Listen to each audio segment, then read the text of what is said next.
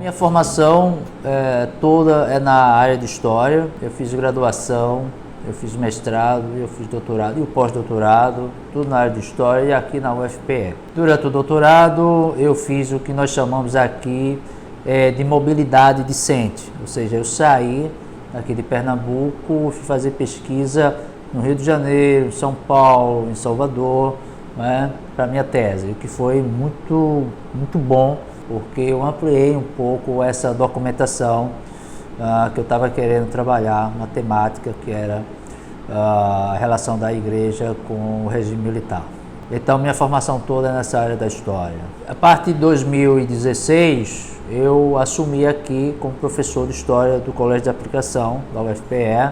Antes eu tenho toda uma trajetória na rede pública, que é muito gratificante, quer dizer, eu continuo na rede pública, mas estadual e municipal, Então eu atuei durante muito tempo como professor da rede básica no estado, concursado. Também atuei na rede de ensino superior, na rede privada, e depois eu entrei por concurso aqui no Colégio de Aplicação. Tem sido uma grata satisfação, assim, enorme, trabalhar aqui como professor de História nesse colégio.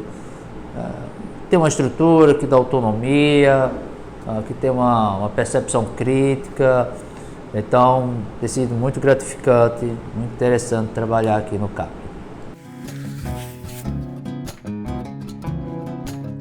O bom seria que todas as escolas públicas tivessem uma estrutura, tivessem um corpo docente qualificado, atualizado, como nós temos nos CAPs. Então, o CAP, Colégio de Aplicação, o próprio termo já diz, é esse laboratório que atende às licenciaturas das universidades. Aqui não é diferente, Nós recebemos vários estagiários, então você atende esse público em formação. No CAP, pelo menos no Colégio de Aplicação da Universidade, aqui da UFPE, você tem um colégio com uma boa estrutura, você tem um colégio que garante autonomia dos professores, Então nós podemos organizar nossas aulas da maneira como nós, portanto, queremos, entendemos, que seja interessante. Lógico que sempre em diálogo com os colegas da nossa área, de estudos sociais. Então, é um colégio que tem sido uma referência pelos números, Está aí os números do Enem, enfim. É um colégio que tem aparecido sempre muito bem colocado. E é um colégio que eu diria que consegue, apesar de todo esse cenário que nós estamos vivendo, que a educação passa, consegue provocar no aluno uma percepção mais crítica da realidade. Isso eu fico muito satisfeito. Eu fico muito feliz nas minhas aulas, por exemplo, de 7º ano, quando os alunos me provocam e não eu provoco eles. Então, isso é gratificante. Então, às vezes, eu que sou desafiado para determinadas temáticas, cotas, A gente está trabalhando a questão da África, vem à tona as discussões da cota, Que é uma discussão que ressurge sendo questionada hoje. Aliás, o colégio adotou que 50% das suas vagas vão ser preenchidas, já desde 2016, que são preenchidas com alunos da rede pública. Porque nós somos uma escola pública e, no geral, atendíamos uma demanda que vinha da rede privada. Então, a partir de 2017, o colégio adotou que 50% para livre concorrência e 50% para atender a alunos professores. Então, nós mudamos o perfil da escola, o que foi muito bom. Nós tivemos, portanto, de repensar a maneira de dar aula, repensar os conteúdos, repensar uma série de coisas, exatamente para atender essa nova realidade. Então, é um colégio que todos os dias te lança desafios, mas que ao mesmo tempo te dá capacidade para enfrentar esses desafios. Isso é que me deixa muito satisfeito em ser professor num colégio como esse. Eu venho de uma família protestante, tradicionalmente, ou seja, meu bisavô, enfim, aquelas famílias que foram atingidas pelos missionários norte-americanos que chegaram aqui meados do século XIX. Então, eu, por sinal, tenho um irmão que é pastor presbiteriano, Quando criança, eu escutava algumas histórias de pastores que tinham sido expulsos da igreja presbiteriana, tinham sofrido algumas perseguições. Bom, isso ficou, talvez, no inconsciente, não sei. Bom, o fato é que quando eu terminei o mestrado, que não tem nada a ver com essa temática, eu senti um grande desejo, de fato, eu fui de entender mais esse assunto, né? Poxa, eu escutava isso, eu escutava meu irmão, minha mãe falando dessas questões, eu quero entender. E comecei a ler sobre isso. E percebi que isso mais ou menos 2009, eu entendi que tinha muito sobre a Igreja Católica, né? Discussão sobre a Igreja Católica, o regime, enfim, e pouco sobre as igrejas evangélicas, né? E eu disse, olha, eu tenho interesse, fui atrás, comecei a ler alguma coisa, comecei a pesquisar. E comecei a pesquisar aqui no arquivo público e também no seminário presbiteriano que tem aqui em Recife. Confesso que sempre é muito difícil você acessar essa documentação da igreja, porque ela é uma coisa ainda muito fechada. Há um certo silêncio em relação a esse período por parte da igreja. E eu fui entendendo que a igreja ela participou ativamente, né? Me instigou muito também os textos do professor Daniel Ayron Reis, quando traz aquela discussão de que o golpe civil e militar, enfim, né? Aquilo me disse, poxa, quem são esses civis? Eu comecei a entender que um grupo civil importante tinha sido a Igreja Presbiteriana, que naquele momento era uma instituição bem mais organizada, bem mais forte entre os protestantes. Então a pesquisa começou, eu fui me interessando cada vez mais e fui entendendo, né, que de fato a igreja vai às ruas, né, apoiar, vai às ruas contra o governo de Jango, vai às ruas para comemorar o golpe. E depois, de certa maneira, se alia de tal modo que igreja e Estado me parece que estão muito juntos, estão muito misturados. Quer dizer, um assunto até muito atual, né?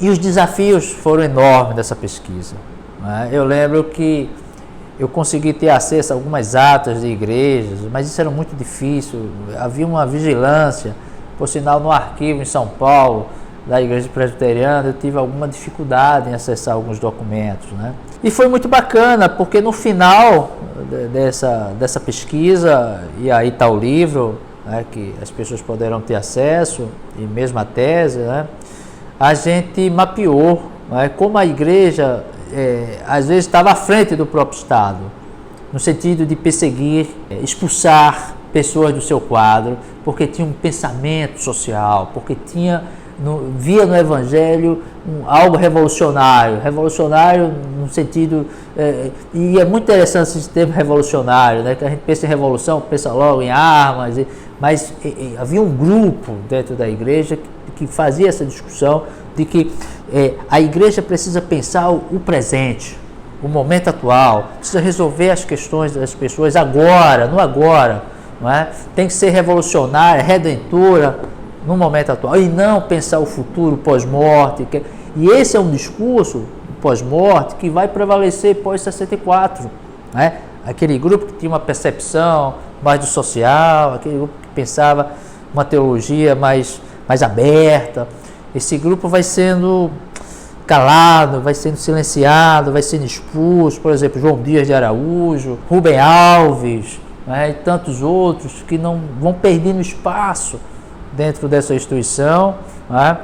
E vão saindo e vão deixando, e esse pensamento mais conservador vai tomando um corpo e vai se fortalecendo. Isso você percebe muito facilmente no próprio jornal da igreja, o Brasil Presbiteriano. Antes de 64, você percebe que o jornal havia uma discussão, o jornal era muito aberto para essas temáticas, né? Olha, é preciso fazer reforma agrária, é preciso pensar as universidades, é preciso pensar o jovem, é preciso o analfabetismo. Pós-64, você não percebe mais, você não encontra mais essas discussões. O jornal é reformulado, seus quadros. Então é uma outra postura. Você termina o regime, a igreja silencia em relação a essas questões. Então foi um trabalho que deu para mapear muito bem como a igreja se comportou, né, durante um pouco antes de 64, foi possível mapear, portanto, e depois de 64 e durante todo o regime, como ela se comporta, como ela se cola ao Estado, como ela defende o discurso do Estado, né, ao ponto de dizer que no Brasil não tinha tortura. Ela diz isso em 70, na década de 70, e vai romper com a igreja presbiteriana dos Estados Unidos exatamente porque defendia isso. Então, foi muito bom, foi muito gratificante fazer esse trabalho, né? Fazer esse levantamento, muito desafiador também. Antes de 64, havia um grupo forte dentro da igreja, mais forte mesmo, que fazia essa discussão, antenados com uma teologia que antecede a teologia da libertação. Aliás, a teologia da libertação nós associamos muito ao mundo católico, e não é bem assim. Você tem muito de protestante na teologia da libertação, por sinal que antecede a teologia da libertação. Então havia um grupo enorme que discutia, que problematizava. Por exemplo, a Conferência do Nordeste eram conferências, por exemplo, você tem a do Sudeste, essas conferências eram organizadas por setores mais progressistas, não só da igreja presbiteriana, mas de várias igrejas, para discutir problemas atuais à época. Em 62, a quinta, eu acho, aconteceu aqui em Recife, Conferência do Nordeste, e discutia a pauta da época, as reformas de base. Então você tem uma ideia, era uma coisa grandiosa. Então havia sim um grupo antenado com essas discussões, né, que associava as questões sociais com o Evangelho. Mas pós 64, esse grupo ele é silenciado de alguma maneira, mas ele é perseguido mesmo. O próprio pastor João Dias de Araújo, que é uma referência para quem trabalha o presbiterianismo, ele vai ser perseguido, ele vai ser demitido do próprio seminário. Vários estudantes do seminário são colocados para fora do seminário, são expulsos dos vários seminários. Eram 3 à época. Campinas tinha um, em Recife tinha outro, em Vitória tinha outro. Alguns são vários alunos de uma única vez. Há uma vigilância aos professores, há uma comissão para olhar os conteúdos, para investigar os conteúdos dos professores, que se instalavam nos seminários a partir de 66 para investigar os professores. Uma comissão da própria igreja. Nessas comissões você vai encontrar muitos militares do exército que eram protestantes, né, e que faziam parte dessas comissões. Então, assim, era uma coisa muito severa, muito, sabe, você escutar o relato de pessoas que vivenciaram isso, você percebe a violência.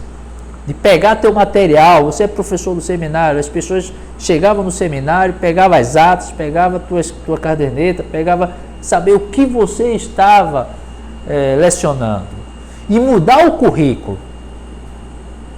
Há quem diga que esse currículo de seminário perdeu, ele ficou mais frágil, ficou um currículo porque muitas discussões importantes da época foram retiradas. Então tinha assim, antes de 64, toda uma discussão, né, de um pensamento protestante que discutia, né, as reais questões sociais do Brasil. Pós 64, posso te dizer que havia poucas opções, quer dizer, ou você silenciava, ou você saía e ia para uma outra instituição religiosa, né, era uma possibilidade, ou você se exilava, muitos pastores procuravam exílio. Muitos pastores denunciavam seus membros, né, aos órgãos de segurança. Então você tinha todo um patrulhamento dentro dessa instituição, né? Ela é hoje, portanto, uma instituição que não pensa, que não discute mais qualquer tipo de divisão social ou coisa assim, não pensa o país. Nunca foi fácil, eu acho, trabalhar com certas temáticas, a exemplo da que você mencionou, né, a ditadura. Lógico que, mais recentemente, isso tem se tornado um grande desafio para o historiador. Eu confesso a você que atualmente isso tem sido, quando eu vou dar aula de história, vou pensar essa temática, eu tenho um certo cuidado de como eu devo abordar. Apesar de estar num colégio público, em uma universidade, nós temos um público, né, os pais desses alunos, né, que às vezes tem certa dificuldade, né, de aceitar que, por sinal, 64 foi um golpe, que nós tivemos um regime militar. Então, eu acho que o professor hoje tem esse desafio, como dizer, como trabalhar essa temática. Então, essa é uma preocupação que eu tenho, por exemplo, com essa temática, que não tenho com outros assuntos. Então, mas eu acho que eu nunca, esses anos, né, em 2015 para cá, que de certo modo começa a ter uma dificuldade para o professor, certo patrulhamento, digamos assim, eu nunca deixei de abordar essas temáticas, elas são abordadas. O desafio é saber como abordar. Também devo dizer que eu nunca tive nenhum tipo de dificuldade por parte de aluno, por parte de familiares, quer dizer, eu nunca fui questionado, né, da maneira como eu estou fazendo o meu trabalho, como eu estou lecionando e debatendo esses assuntos. Então, assim, eu fico muito feliz, né, quer dizer, é sempre uma tensão, o momento é difícil, requer cuidados, né, mas eu fico muito feliz porque eu estou conseguindo, de certo modo, exercer o meu papel como professor, como educador, né, sem sofrer nenhum tipo de retaliação, nem por parte, jamais, por parte da escola, da direção da escola, dos colegas, nem por parte dos pais e alunos. O que tem é uma preocupação, dado o cenário, que nós acompanhamos isso, por exemplo, eu como vice-presidente da AMPU, nós recebemos vários relatos, né, na associação de casos de agressão, de professor que foi colocado para fora da escola, demitido porque tratou determinadas temáticas, né? Então nós sabemos que essa é uma realidade hoje, a escola sem partido, atuando fortemente. Mas aqui eu tenho esse privilégio de estar numa escola em que a direção da escola entende muito bem, sabe que esse é um espaço que o professor tem sua autonomia, né, e que assuntos como esses devem sim estar na pauta, estar no conteúdo e deve ser tratado com muita seriedade. Também em relação aos pais, nunca sofri nenhum tipo de questionamento em relação ao meu trabalho. Então, nesse sentido, eu estou muito tranquilo, apesar desse cuidado, como eu já te falei. No Estado, quando eu fui professor também, ainda eu entrei no Estado em 2008, no Estado nunca tive dificuldade. Eu confesso que nunca tive.